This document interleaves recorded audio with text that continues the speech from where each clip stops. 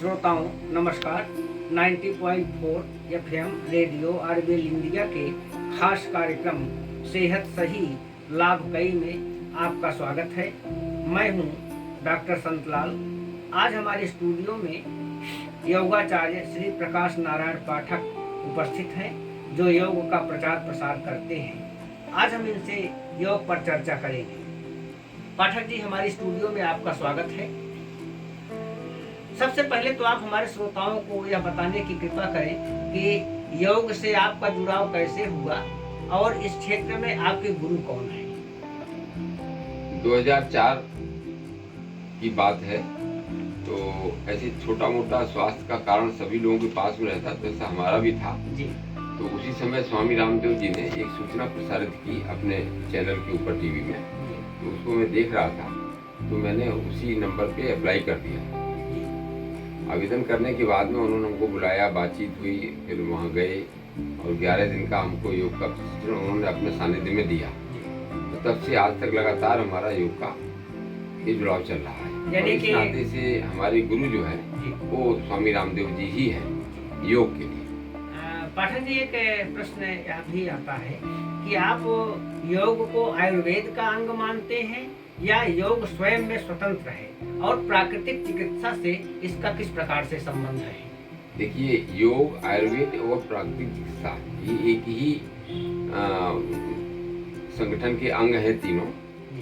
जो योग करेगा वो फिर अंग्रेजी दवाई नहीं खाएगा, वो आयुर्वेद की चिकित्सा ही करेगा और उसके पहले जो प्राकृतिक चिकित्सा आती है उसको भी अपनाएगा।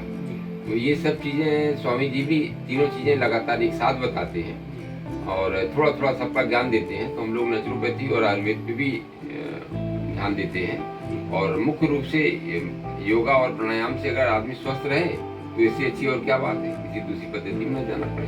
अगर योग से रोग ठीक हो जाते हैं तो हमको आयुर्वेदिक दवाइयों की आवश्यकता क्यों पड़ती है? अभी हमने ये कहा ही नहीं योग से पूरा स्वस्थ हो जाते हैं। ये तीनों चीजें एक साथ हैं।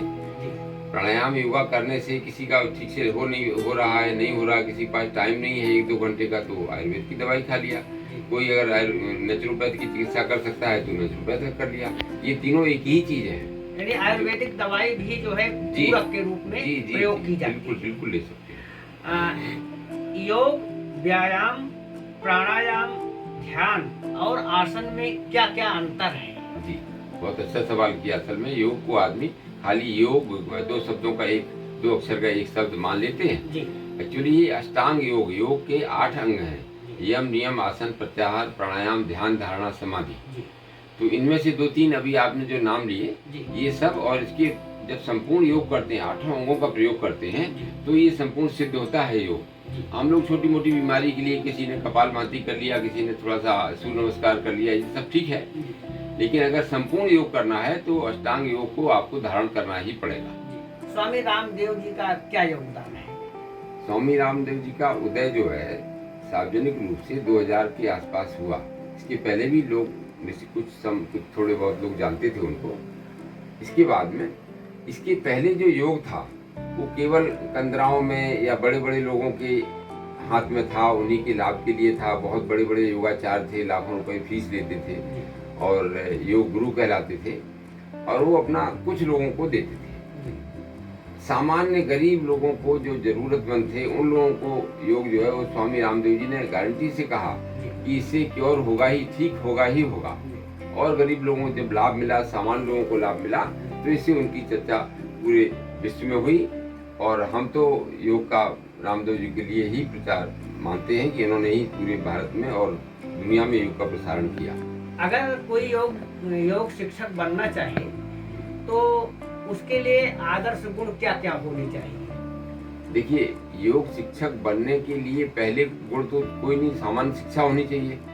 योग शिक्षक बनेंगे तो फिर आप में गुण आएंगे स्वतः ही। जब आपको योग के बारे में जानकारी दी जाएगी। और योगा सम उचित, योग जो है वो सम करता है। आपका अगर कोई गंदी आदत है उसको ठीक कर देगा। आपका कोई जैसे बीपी बढ़ा हुआ है तो वही काम बीपी बढ़ाए में करेगा, वही काम बीपी कम में करेंगे। तो आदर्श गुण योग के, योग शिक्षक बनने के ही उसमें आएंगे।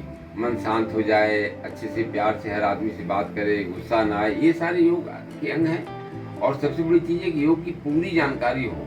अधिकचरी जानकारी वो नीम हकीम खतराए जान। तो पूरी जानकारी करके करें। एक मन में प्रश्न यह उठ रहा है कि आजकल लोगों ने योग को धन कमाने का जरिया समझ लिया है। आप क्या मानते हैं कि योग सेवा है या व्यवसाय है, धन कमाने का साधन है? योग विशुद्ध रूप से सेवा का काम है। जी, लोग स्वस्थ रहें, और लोग स्वस्थ रहेंगे तो परिवार और हमारा गांव, समाज और देश हमारा स्वस्थ रहेगा। जी, ये तो इसका योग का एक नियम है। जी, लेकिन अब कोई बेरोजगार है, कोई इसी पे डिपेंड है, तो उसके माध्यम से अगर कोई उसको कुछ देता है तो स्वीकार करने में कोई बहुत हर्ज नहीं है। लेकिन विशुद्ध रूप से व्यापार के रूप में योग को नहीं देखना चाहिए। जी। आजकल सोशल मीडिया का युग है, तो सोशल मीडिया का क्या रोल है योग को प्रचार प्रसार करने में, और ऑनलाइन योग कितना प्रभावकारी है? ये दोनों चीजें एक ही हैं, सोशल मीडिया और ऑनलाइन वही चीज हुई। तो देखिए, आप कोई भी शिक्षा अगर गुरु के समक्ष बैठ के लेते हैं तो उसका प्रभाव तो निश्चित रूप से ज्यादा पड़ने वाला है, अच्छा पड़ने वाला है। फिर आप पुस्तक से पढ़ लें, ऑनलाइन पढ़ लें, वीडियो देख लें, या ऑनलाइन योगा होता वो करा लें, ये तो सब लगभग व्यवसाय ही हैं।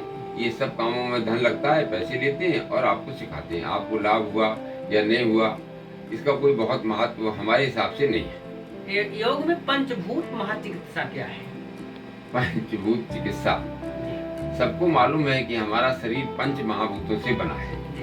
चित्त, जल, पावक, गगन, समीरा, ये 5 जो तत्व हैं, ये जितने भी पदार्थ हमारे दिखते हैं हमको दुनिया में, वो सब इन 5 महाभूतों से ही बना है। किसी में कोई ज्यादा है, कोई किसी में कम है। तो उन्हीं में अगर हमारा डिस्टर्ब हो जाता है कि कम ज्यादा हो जाए, कोई जैसे पृथ्वी तत्व बढ़ गया, किसी का आकाश तत्व बढ़ गया, तो उनको बैलेंस करने के लिए पंचभूत चिकित्सा की जाती है। योग को आप दर्शन मानते हैं या अध्यात्म से जोड़ करके देखते हैं? योग तो विशुद्ध रूप से अध्यात्म का ही काम है। जब आप योग में आगे बढ़ेंगे तो आप अध्यात्म के आगे जाएंगे और आपको सिद्धियां प्राप्त होंगी। आप बिल्कुल समाज से अलग, शांत, पूर्व अपने आप में और परमात्मा से सीधा मिलन होता है योग करने से।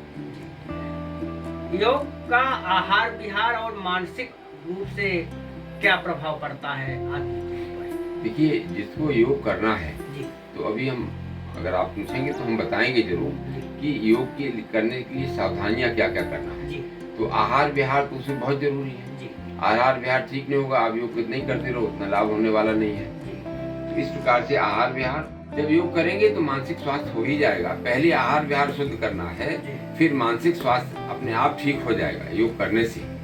आहार विहार आपको ठीक करना है, मानसिक स्वास्थ्य योग खुद ही आपको कर देगा। अंतर्राष्ट्रीय स्तर पर योग दिवस मनाया जाता है, तो अंतर्राष्ट्रीय स्तर पर योग का क्या प्रभाव है? देखिए, जब से अंतर्राष्ट्रीय योग दिवस मनाया जाने लगा है, तब से इसका प्रभाव कई गुना ज्यादा होगा। इसलिए हम माननीय प्रधानमंत्री जी को देंगे।